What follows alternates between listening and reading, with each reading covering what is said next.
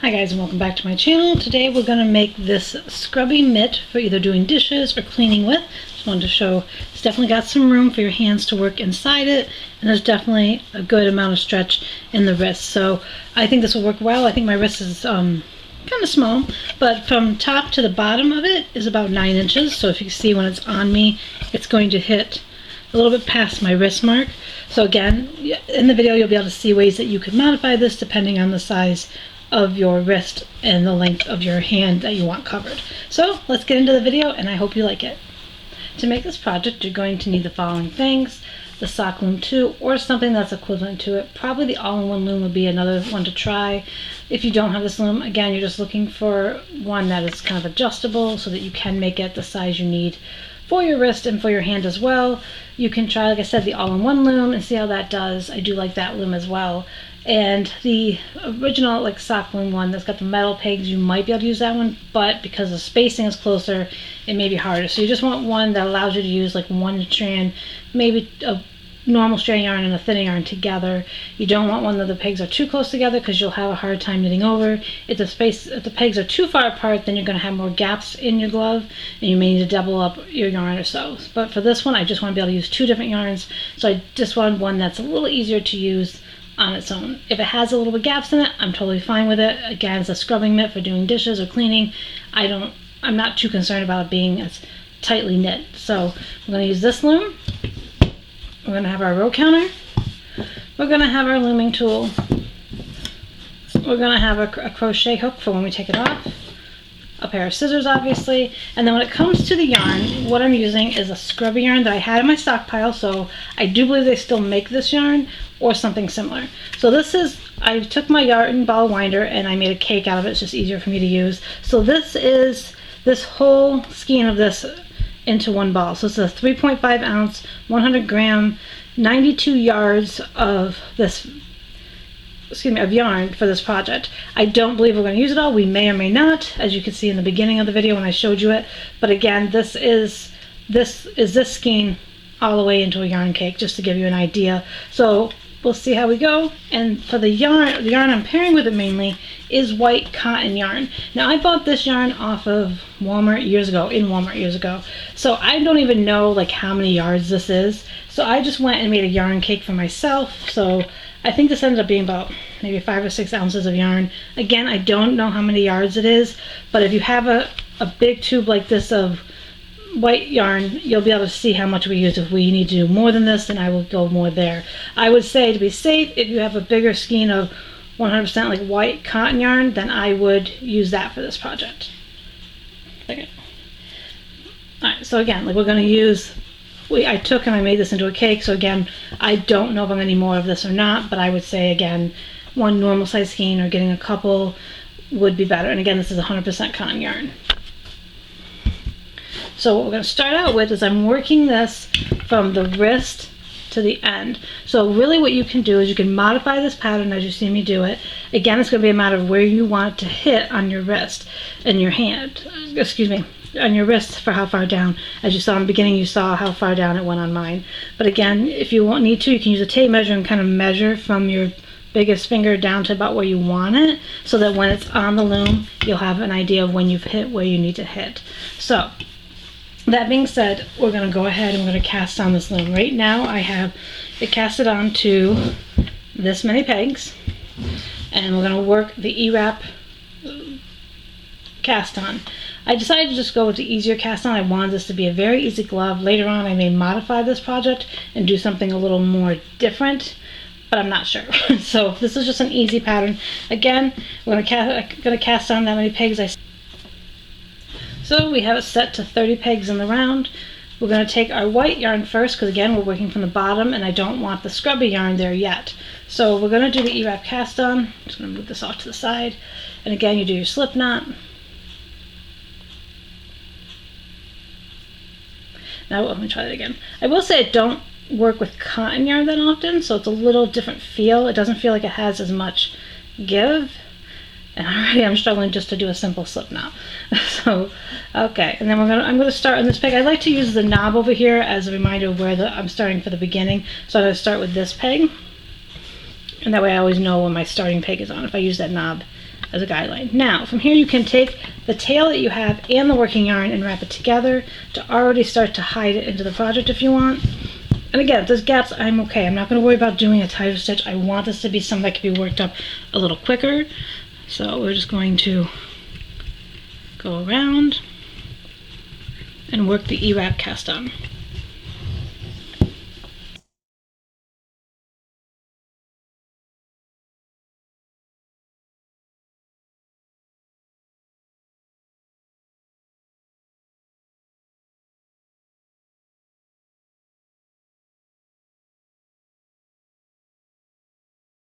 Okay, we're back to the beginning, and again for the Ewrap cast on, stuff that's in my way here, we're just going to go ahead and go back around and wrap, and this is where I will probably work a couple pegs at once, or like working a few pegs over, just because of the fact that this is cotton yarn, and sometimes, like I said, I feel like it doesn't give as much, so I'm going to lock this first one in place.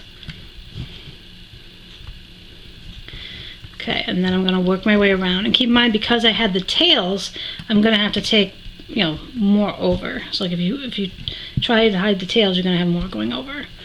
Whatever's left over, you can turn around and try to hide in the project afterwards.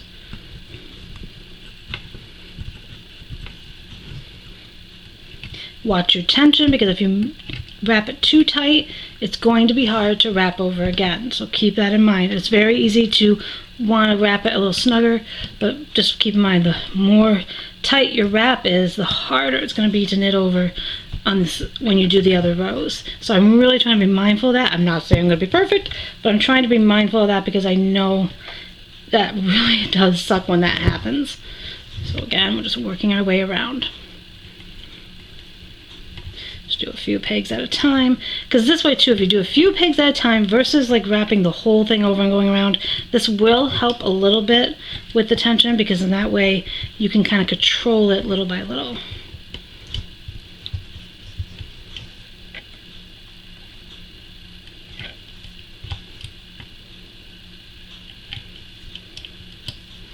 And I'm not sure like if it's going to be too loose or whatever. I just thought in the beginning of me wearing it, like, it's okay if it's going to be loose or tight or whatever. The idea is just to kind of hopefully inspire you guys to take this idea and then modify it for whatever you see fit. If you want it to be more snug, move the slider over. If you want it bigger, go ahead. Again, I wanted this to be a very simple project to inspire you guys to kind of see what you can do yourself to modify it to your liking.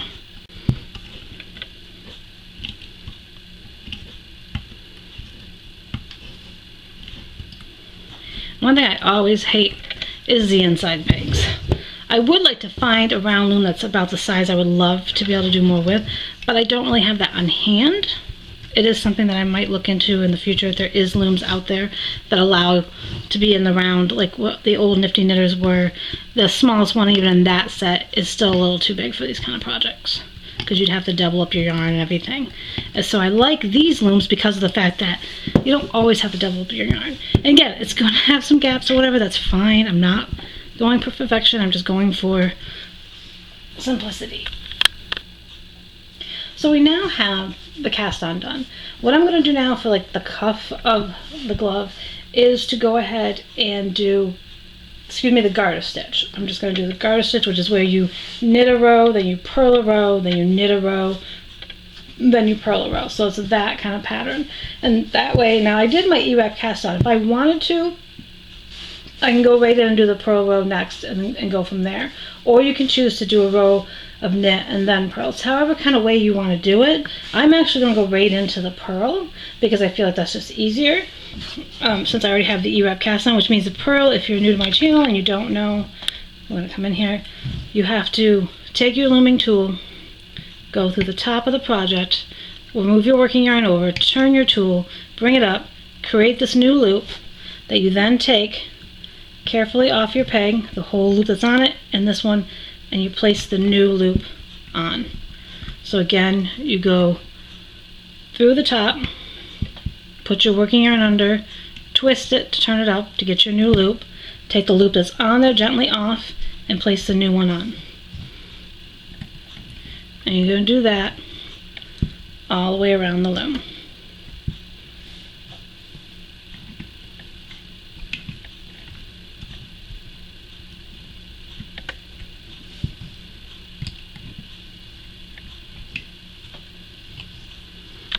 all I'm going to do all the way around the loom.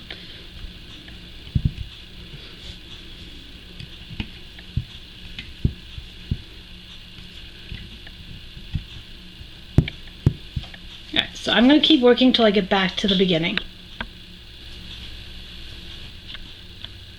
Okay, after we did the purl row, again, we're just going to push these down and we're going to do a quick Ewrap row. Some people might want to mix up it to the true knit or the U knit or the flat knit. I wouldn't recommend the flat knit, that's going to make it really tight. And the true knit might be okay, but again, you just kind of have to play around with it, because if you do the true knit or one of the other ones, it's going to make this a little more snug, and that means you may need to increase the amount of pegs in order to not make this part too small. That's why I'm just keeping it Ewrap. Again, I want this to be kind of like a beginner's kind of project, so we're not worrying about changing things up too much. And now we're just going to go back and we're going to do the Ewrap, because remember with the garter stitch, it's a row of a row of knit, then a row of purl, then a row of knit, then a row of purl. So you're going to need to repeat that. So we already did our knit row when we did our cast on with the Ewrap cast on, then we did our purl row. Now we need to do our Ewrap row. And again, I'm just going to work it kind of in sections. So I'm just wrapping maybe one side at a time and then knitting over.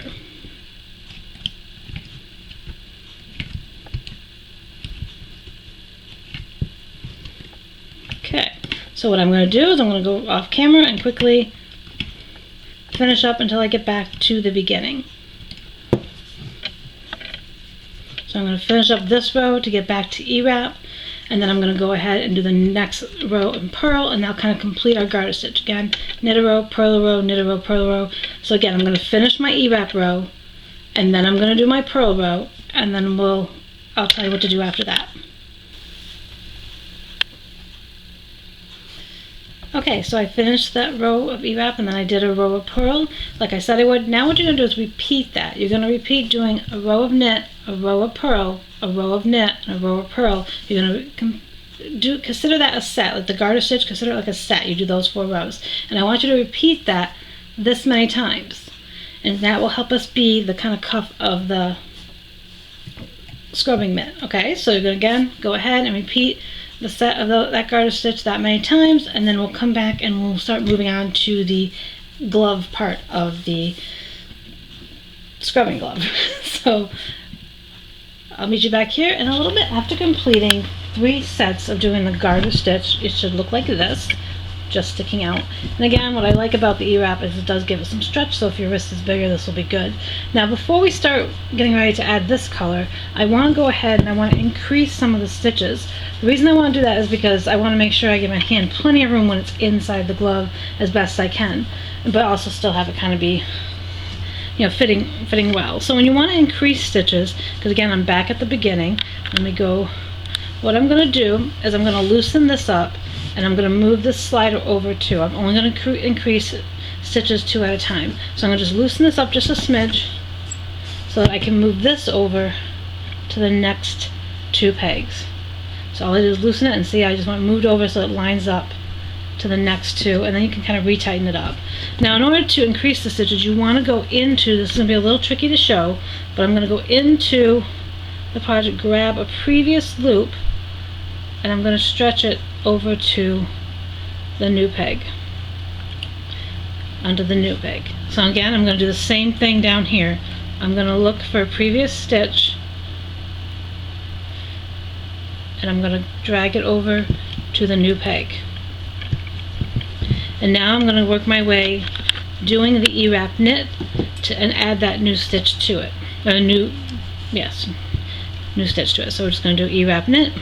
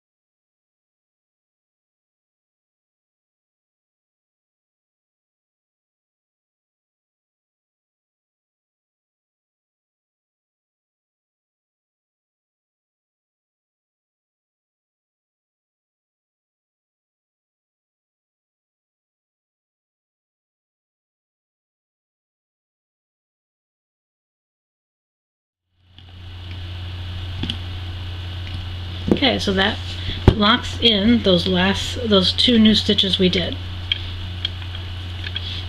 Now, I want to go ahead and do one more in the round of Ewrap knit, one more Ewrap knit row.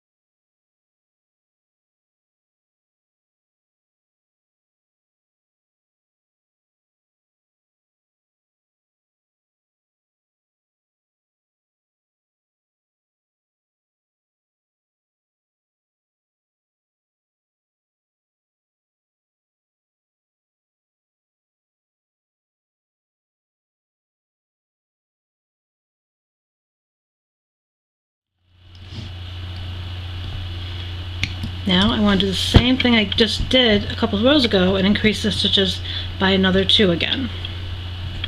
So again, we're going to loosen the knob and go over to the next 2. Tighten it back up. And then we're going to do the same thing we did before, where we look for the previous stitch and bring it up to the new stitch. Again, we're going to go in and we're going to look for the previous stitch and move it over to the big one, or to the new peg. And now we're going to again do 2 rows of Ewrap knit.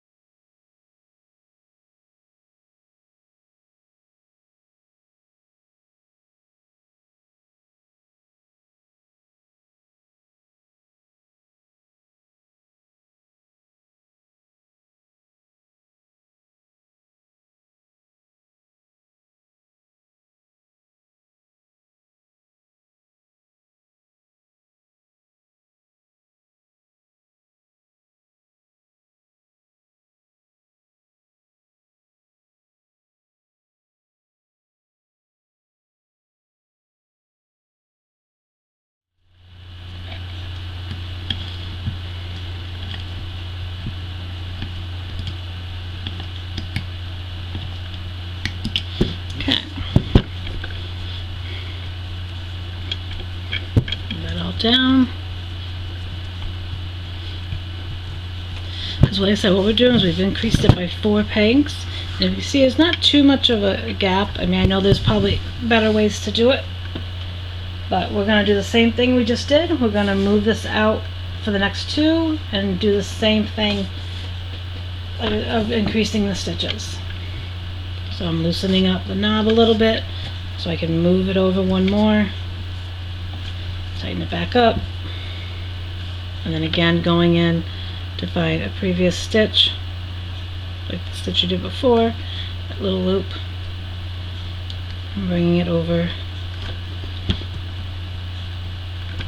get on the peg. There we go. And then the same thing here, looking for a previous stitch. Cooperates, and bringing it over to the new peg.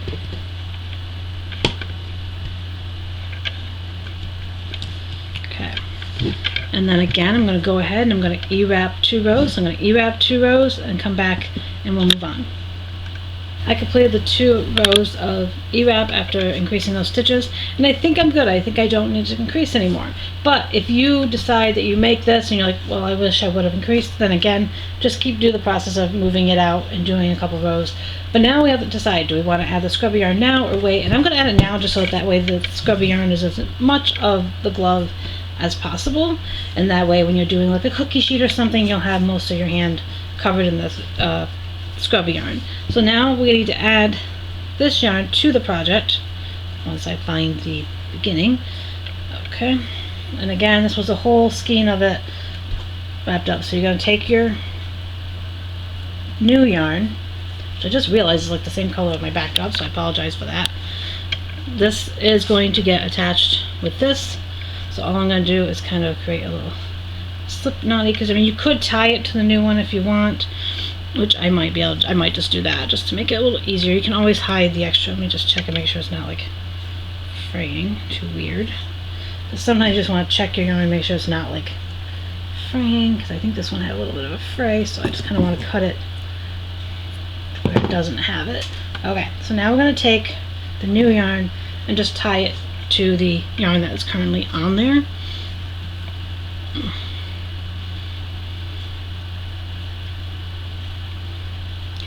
Oh, come on. Things don't want to cooperate today. I'm sorry, guys. Alright, so... okay, forget that, because my brain is not working today. We're just going to make a new slip knot. This yarn. Okay, and we're going to add it to the first peg. Okay, then we'll grab both of the yarn together, the white one and the blue one, and we're just going to make this cooperate. Oh, I need some slack. That's my problem right now. I don't have enough slack of the new. Okay, so we're going to grab both of these, and we're going to rewrap that first peg that I put the slip knot in on the new. We're going to rewrap it with both, and then we're going to work across. Now, because I'm doubling up my yarn now, I'm going to work a few pegs at a time in the Ewrap knit. So instead of winding a row like you saw me do, I'm only going to do 2 pegs at a time, because this yarn is going to be thicker. You want to make sure you get both strands over. And then that first one, and then you only have the white one on those. I'm just going to make sure that we got the tail from the one. I'm just going to move to the side. I will hide that in later if I need to. And then we're just going to work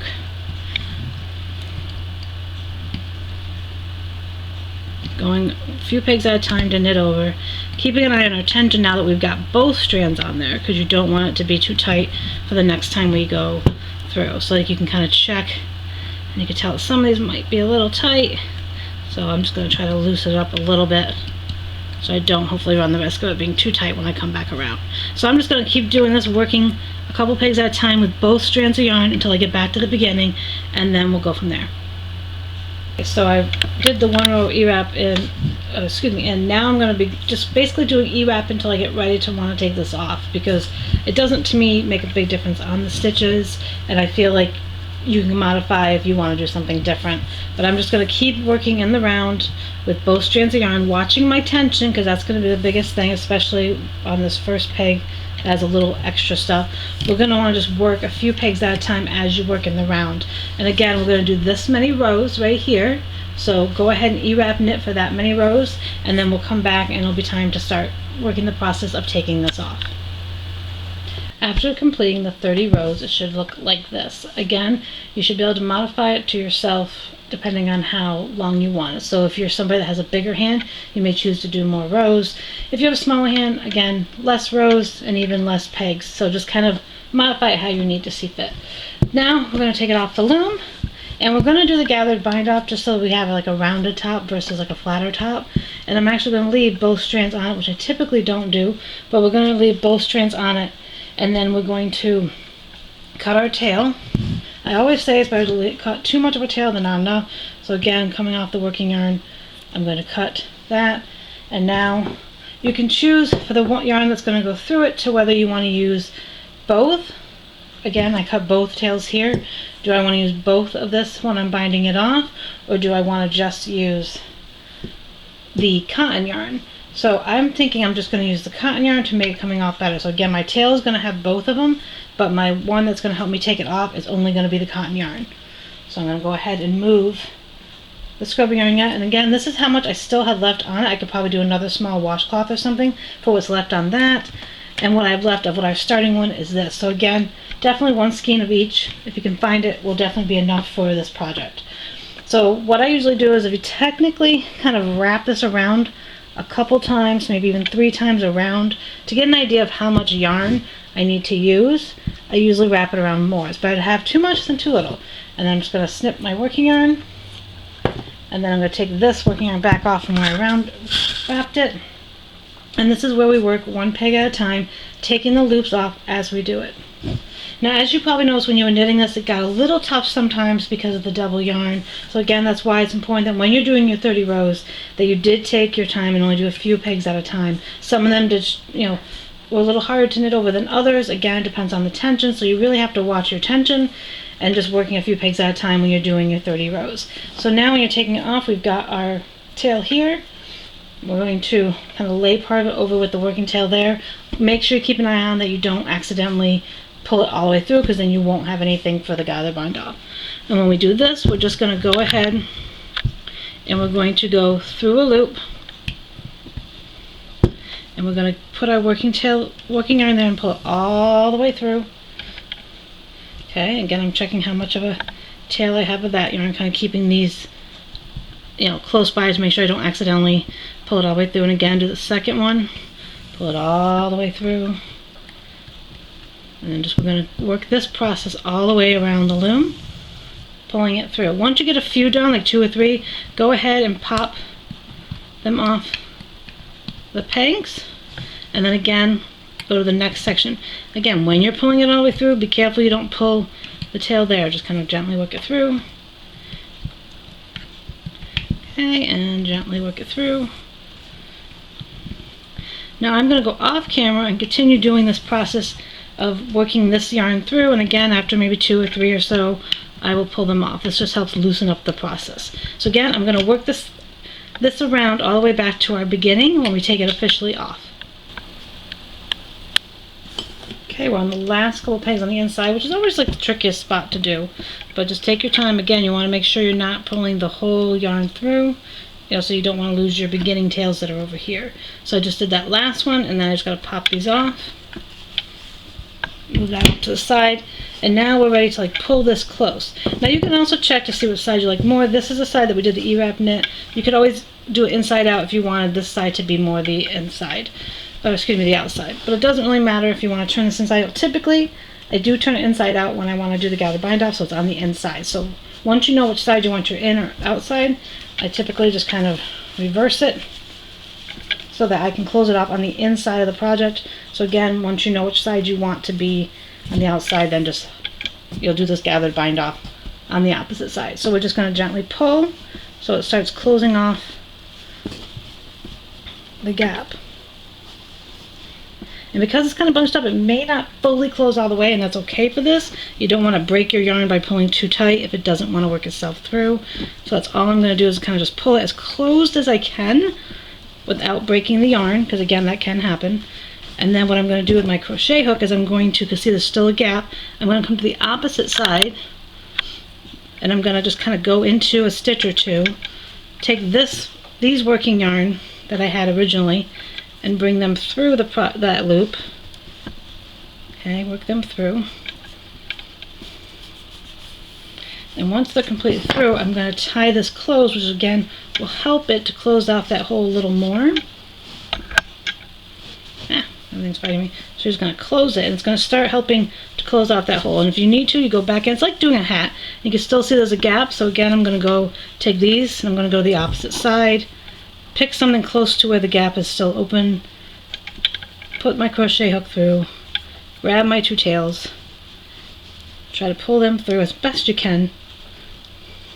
Probably should use a different crochet hook. Oh, come on, don't fight me. Well, if need be, you do 1 at a time. It's fighting me doing 2, so.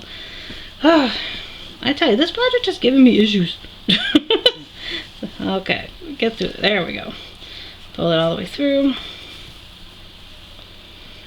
Okay, and I got this tail that didn't go through with it, but it's okay.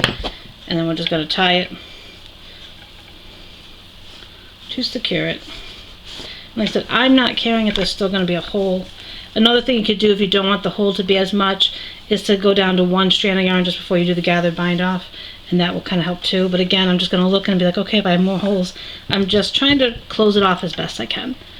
Again, it's not going to be 100% easy because it's kind of a thicker yarn, but that's all you want to do is kind of work it closed as best you can.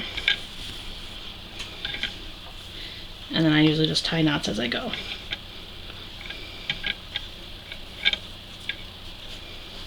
Okay, and then I'm going to check again by going into the mitt. Okay, there's a big hole there, so I definitely want to do one on this side. Because there's a big hole, I want to come over here. Grab a loop. Any loop will be fine. It's like fighting me. Okay, bring that through. Okay, again, tie it closed. Apologize for the angle of the camera. Okay, and once you feel like you don't need any more of the extra yarn, you can trim it, but I like to keep it on there until I know I'm done checking and seeing where my gaps are so that I can close it off as best I can. It's a little trickier too because we have the scrubby yarn as well as the cotton yarn, so it does make it a little harder to tell, but that's all I'm going to do is keep working it until I get it closed off. Another thing you can do too is you can decrease the glove at the top if you want. That's something that I've done with other projects sometimes, is I've decreased the glove. Okay, so we almost got it closed off enough. I'm not going to worry about being totally perfectly closed off. That's not going to bother me, but you would keep working if you want to close off more. So I'm just going to add a second little double knot here at the end. Okay. And sometimes I even like to do a third, just to secure it as best as I can. And again, if you want to keep trying to close off the hole, you can. I'm going to leave a little extra tail just in case I want to do that, but I'm going to cut off most of my excess. So I'm going to leave this like this for me so I can later just check if I do want to close it off more. I've still got some yarn to work with. Then I'm going to turn it back the way that I want it to be, which is this way. And as you can see, we've got our scrubbing mitt. Now for my wrist, it hits about my wrist here for the white, and that pretty much hits the tip of my finger on the end. Now this will be great for like cleaning or for doing dishes with. If you want to be able to like scrub a little more on a pot and pan or something, you'll have a bigger surface area. But this is my hopefully somewhat easy scrubbing mitt that you guys can do. I hope you like it, and if you haven't already, please hit that subscribe button and the bell icon to be notified of future videos. And give this video a thumbs up if you plan on making one of these in the future. And I'd love to know what colors you would use, what yarn you would use. This is just what I kind of had on hand. You can also, if you want to, take it off a different way and make it a little more flatter on the end. That's another way you can try.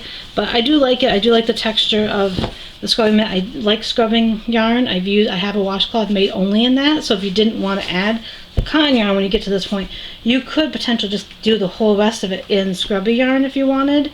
That would be fine too. It just might have more gaps because of the size loom with that yarn. That's why I paired it with the cotton. But I hope this video helps you and inspires you to create one of these of your own. And again, as always, thank you for watching and have a great day.